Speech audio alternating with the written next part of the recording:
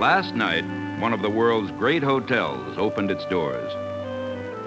This morning, except for the champagne corks and photographers' flashbulbs now going under the brooms, a guest might think it had been running for months. Which is quite a trick, unless you've opened so many great new hotels around this world of ours that you've found out how. Like a gentleman by the name of Conrad Hilton, now looking over his new domain to see what bit of this and detail of that might make his guests more comfortable.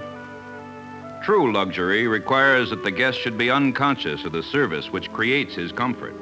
And a particularly unconscious guest is newlywed Thomas W. Pridham.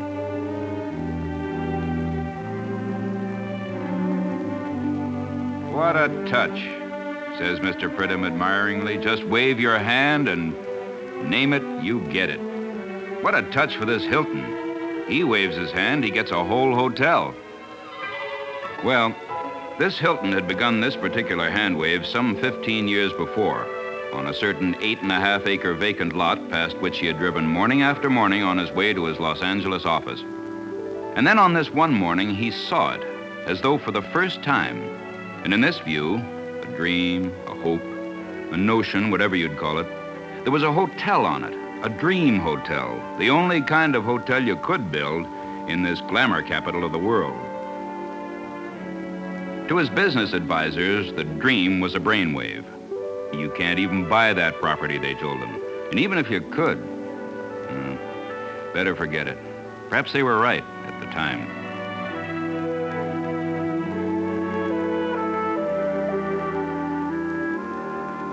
But time passes. 10 years of it. Patient persistence and $3 million have bought the land. But today, the dream hotel seems farther away than ever. On one of those dark mornings, a letter came from a young man in Korea. I read where you may build a hotel on the field in Beverly Hills where I used to play ball, and I'll make you a deal. You haven't started building the hotel, and I haven't got a girl, so let's both get on the ball, and you save me a room for my honeymoon, okay? Dear Tom Pridham, you get the girl, we'll build the hotel. That's a promise. You have reservation number 1. Welton Beckett, the architect who would translate Hilton's dream into plans and specifications, is an exponent of total design. This design would total around $17 million before Tom Pridham could escort his bride into the honeymoon suite.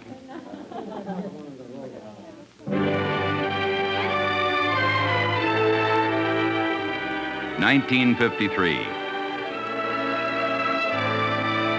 The man who bought the Waldorf has engaged the man who bought half the Yankees, contractor Del Webb. And with the help of stars, starlets, and Governor Knight, the ground for the dream is officially broken. The stuff that dreams are made on, if you're a practical dreamer, is steel and concrete.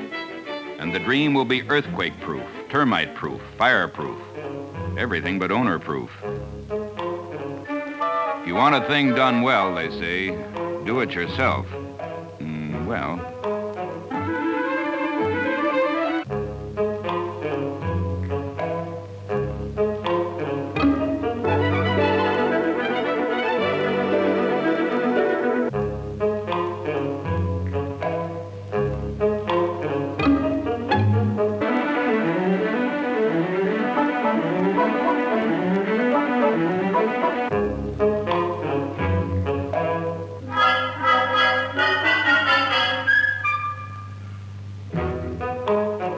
Well, when a man risks $17 million, he's entitled to some fun out of the deal. True to custom, the managers literally put some of their own money into the hotel. Swiss-born Arthur Elmiger, with hotel experience on 4 continents, would be the general manager. Robert Groves, with service stripes from the best hotels in America, would be its resident manager. 2,000 workmen plied their skills in 55 different crafts for 80 different subcontractors, and uncounted other men worked for suppliers around the world before Hilton's hand could finish its long wave. But on October 15th, Hilton and his key staff were able to welcome their first guests to the Star on the Roof for the official topping off ceremony. Mr. Hilton you've met. Nick Hilton, actress Terry Moore. Two other guests from Cole of California anticipated things a little. The date, Easterners might note, was December 28th. There is a possibility that this visit was encouraged by publicity people. In any event, the pictures hit all of the wire services. And after this dry run, the gunite men and tile men and plumbers moved in to shape up what would become one of the finest, surely the pleasantest pools in the country. Beyond the entry canopy, men of many trades are manufacturing comfort and luxury. Air conditioning, one of the world's most elaborate systems. Soundproof plaster tested for privacy between the rooms. Marble from Italy for the spacious bathrooms. And glass, glass, glass. Hilton wanted every window to be a picture window looking out on California's famed outdoor living, over the balconies to the hills of Hollywood, the homes of Beverly and Westwood and Bel Air, and on the south to the nearby movie lots.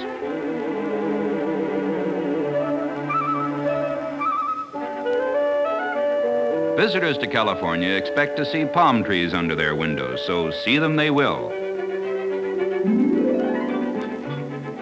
And without nature's 40-year wait.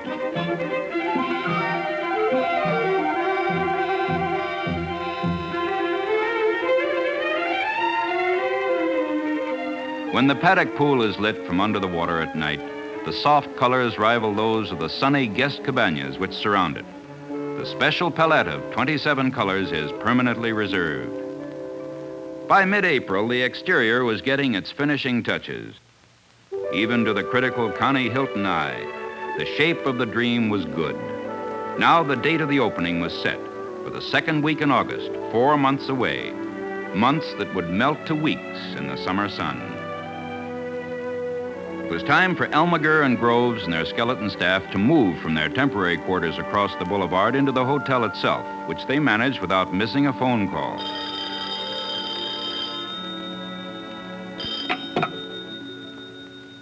Time to pull together the hundreds of threads being woven in shops and studios and factories all over the country and the world, the threads of decor and equipment and service that would weave together into the tapestry of a great hotel.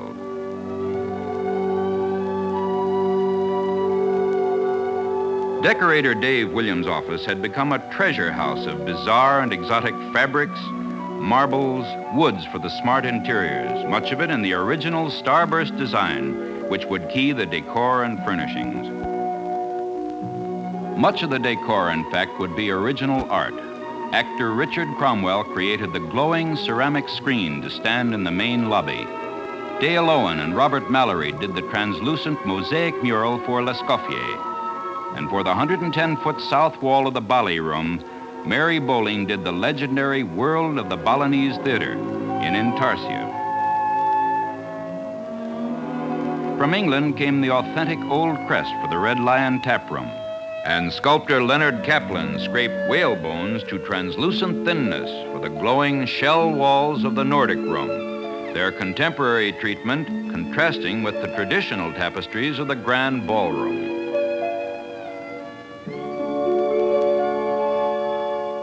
Along with the aesthetic went more practical art, the china and the delicate glassware, all specially designed in the Starburst theme, and the $250,000 silver service.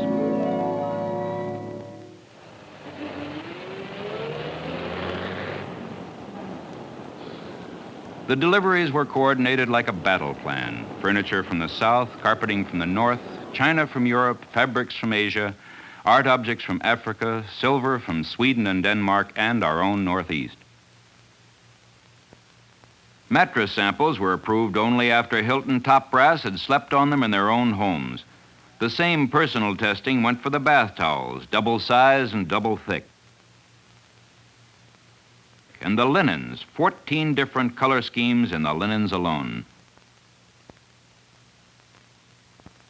A million details to check, and every one important. Just the matter of fabrics, hundreds to be selected from a bewildering array. Madame prefers turquoise or desert sand. Yes, a million details to check. But on occasion, it can be rather a nice way to make a living.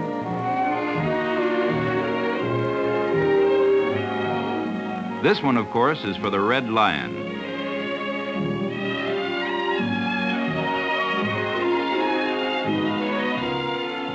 While the hotel was building, you may remember a widely publicized question about a liquor license.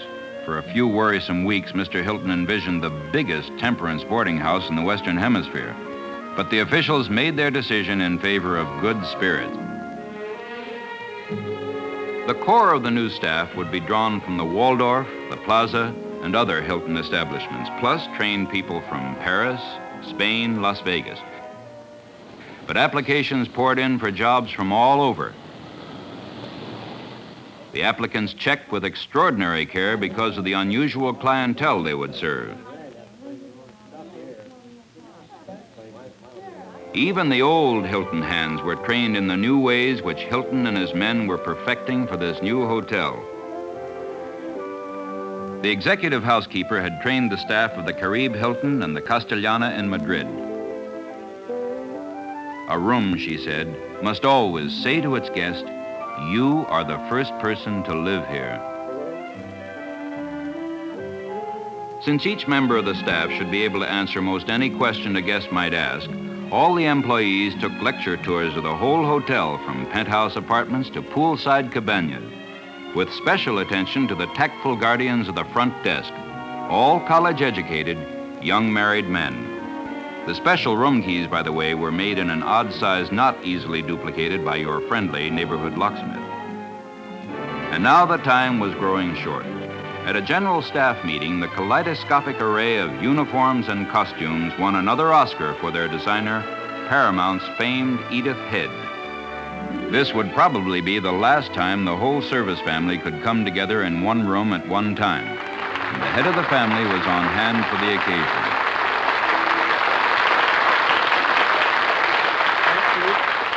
For this very wonderful ovation. I didn't expect to be in on this party. I just happened to come by the hotel, and I saw the crowd in here, and I said, I didn't know we had a convention here already. Anyway, this convention looks very good to me. Of course, we're all excited about this hotel. We've been thinking about it, dreaming about it for a long time, and now the time is almost here when it is going to be opened to the public. I've had to do with quite a few hotels here and around the world, but so that you may know and be a part of it, this is the finest hotel that I have ever built. And I'm sure that you will have the same pride in it that I have. Thank you. 3 months before its opening in the summer, the hotel was booked for parties and banquets and convention affairs into the fall. The affairs planned for the week-long opening would be about evenly divided between hospitality and charity, such as the grand ball for one of the screen's favorite charities, the St. John's Hospital Guild, planned at an early luncheon by Irene Dunn and Luella Parsons and Jack Benny. And now, despite the welders and the painters still at their trades, the die was cast. The date was engraved and sent out over the wires to the world. The fabulous 5-page Escoffier menu was approved. The invitations addressed to a list chosen about as carefully as that of a certain affair in Monaco.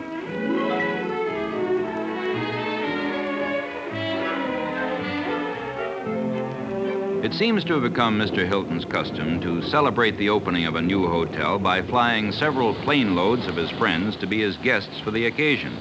And since his friends seemed to include interesting people from almost every sphere of the world's business and public and entertainment life, the occasions become memorable. This plane brought some of the Eastern press.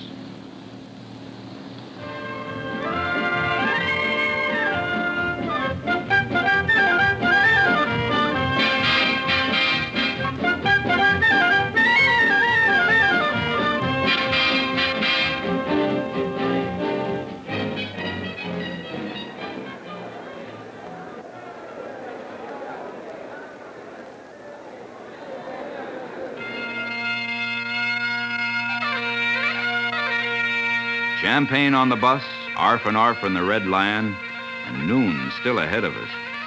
The next 7 days should add up to quite a week.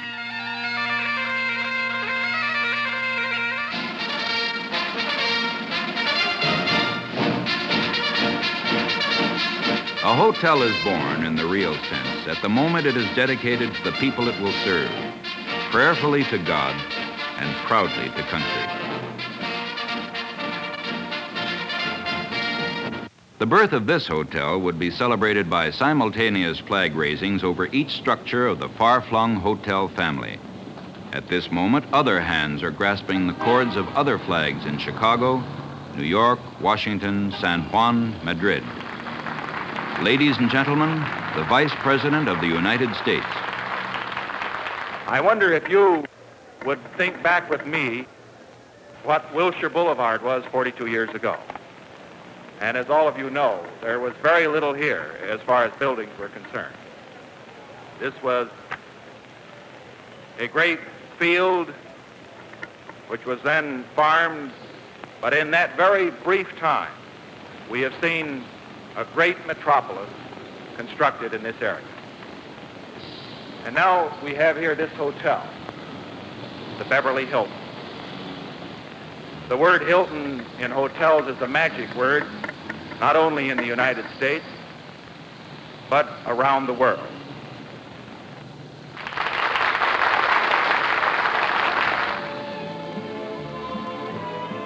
One event the whole press and Shelley Winters turned out for was the charity affair referred to by a punning columnist as a splashy occasion.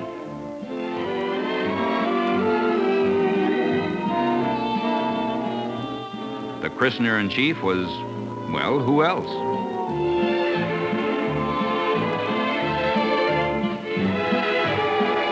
Opera's Dorothy Kirsten, some of Esther's favorite youngsters.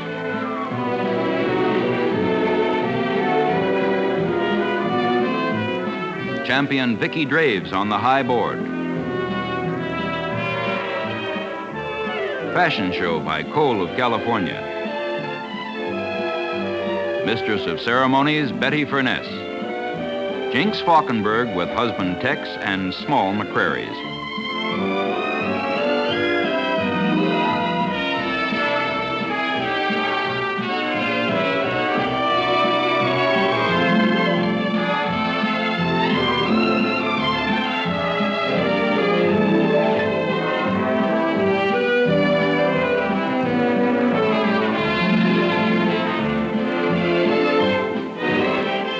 One of the sun-bronzed Justice Warren daughters.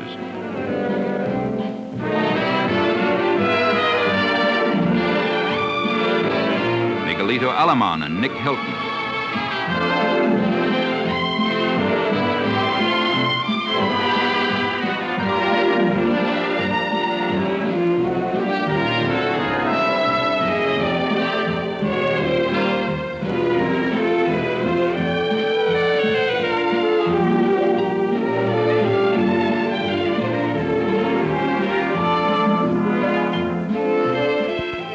At the opposite end of the grounds from Esther Williams and her equicade, Red Skelton and assorted celebrities circulated around the exotic decor, authentic pieces from Africa and Polynesia, to celebrate Vic's opening of The Traders.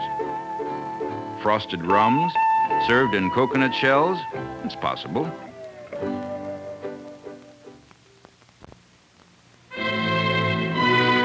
Oh my. Reservations are always a problem in the top hotels, but this is unfortunate. Married just today, judging from the confetti in his trouser cuffs, and of course everything is full because of the opening. When did you make your reservation, sir? 5 years ago. Pridham. Thomas W. Pridham and wife. Oh, Pridham! It's urgent, sir. Pridham.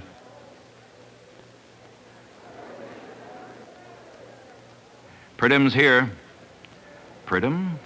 Oh, Pridham. Who's taking care of him? To become an assistant manager, first get your carnation.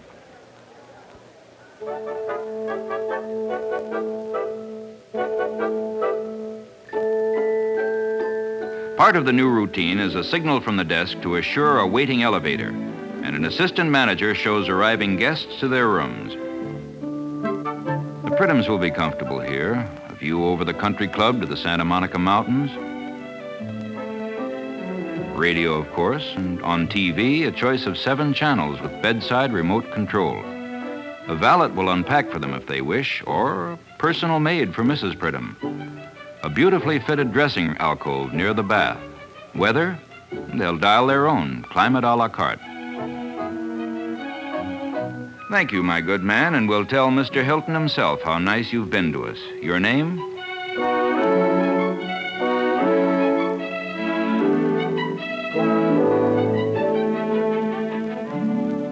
His name? Well, he's probably the most experienced assistant manager in the hotel business.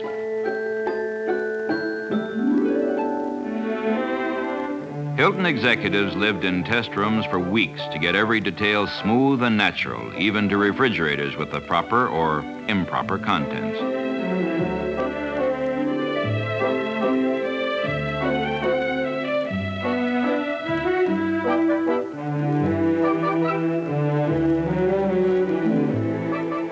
May the next 50 years be as happy as these first few hours.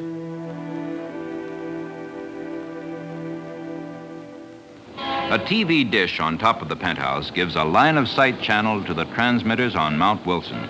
A very nice bonus, what with conference call TV featuring so many multiple city business meetings today.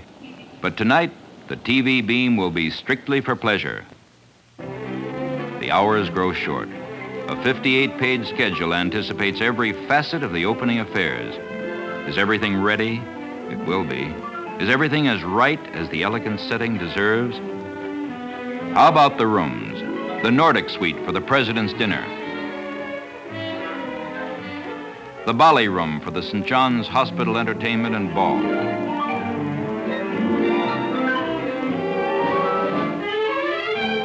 L'Escoffier and the Star on the Roof, opening for the benefit of the Auguste Escoffier Scholarship.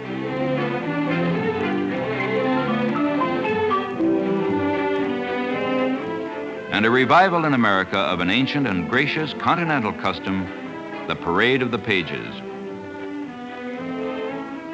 Everything is ready. Everything is right.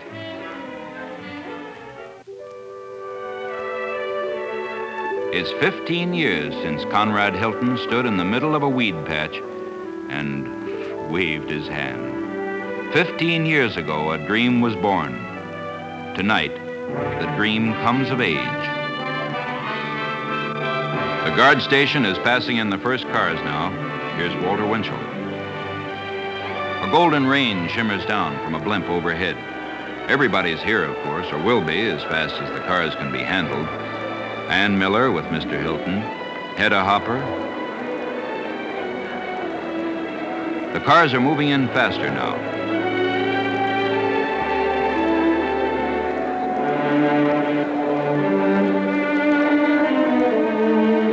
Welton Beckett, the hotel's architect. His total design is really total tonight. Actor John Carroll, and a little girl who grew into young womanhood while Hilton's dream was growing up, and who shares the hotel's name with her friend the builder, Miss Beverly Bates. In fact, just about everybody is here except Mr. and Mrs. Thomas Pridham. They were invited. They were to be Mr. Hilton's very special guests. This is really a night to remember. Clark Gable and Mrs. Gable. Gable's boss for many years at MGM, Louis B. Mayer. Maureen O'Sullivan. George Burns waiting for Gracie. Jack Benny waiting for George. Chief Justice and Mrs. Warren with Times publisher Norman Chandler trying to duck his own photographer. And now, a brief word from our sponsor.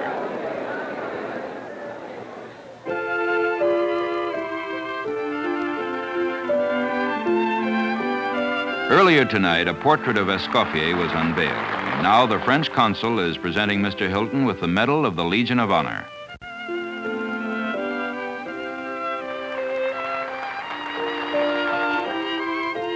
The Escoffier waiters speak both French and English because the 4 chefs, flown over from Paris especially for this post, speak only French, and the food they prepare is in keeping.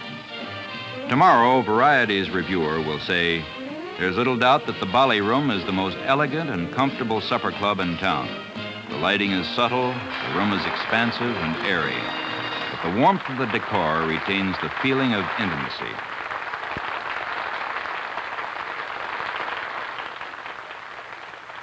And for the opening night only, the head man himself takes over the closing spot to show the customers how it should really be done.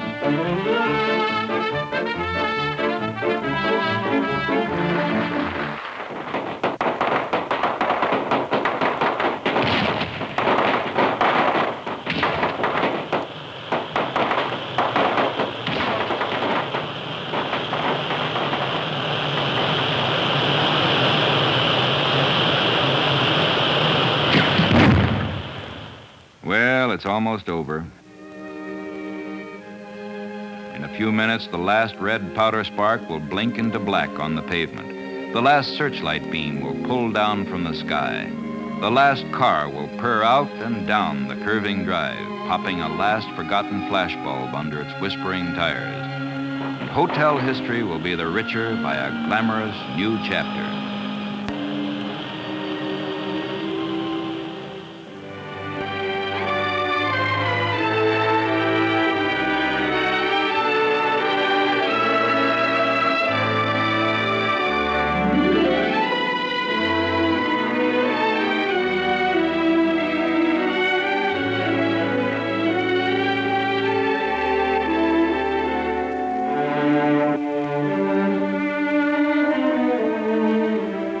Last night, one of the world's great hotels opened its doors. That was last night. This morning, except for the champagne corks and flashbulbs now going under the brooms, a guest might think it had been running for months, which is quite a trick. To anyone but guest Pridham, Thomas C., and wife. To Pridham Thomas, it was no trick at all.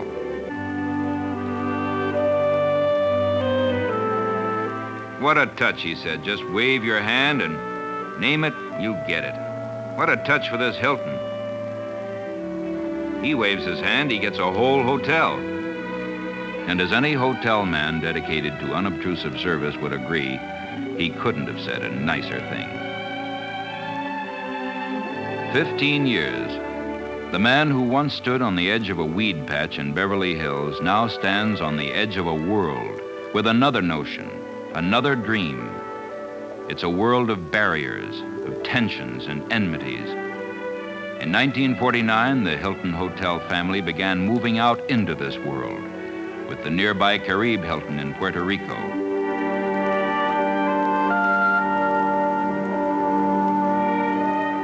Then came the gracious Castellana, farther away in Spain.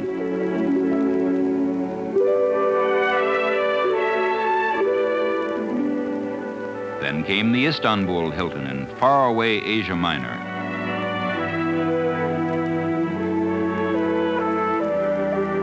Other hotels are building in Montreal, in Mexico City and Acapulco, in Havana, in Cairo on the Nile.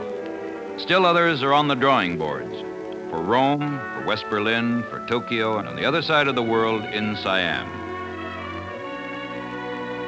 The very word hotel implies hospitality, warmth. Where a hotel is born, there friendship may be born also. And the new friendships engendered by increased world travel, by more fluid world trade, may well help to build the new paths to world understanding and world peace. It's a good dream.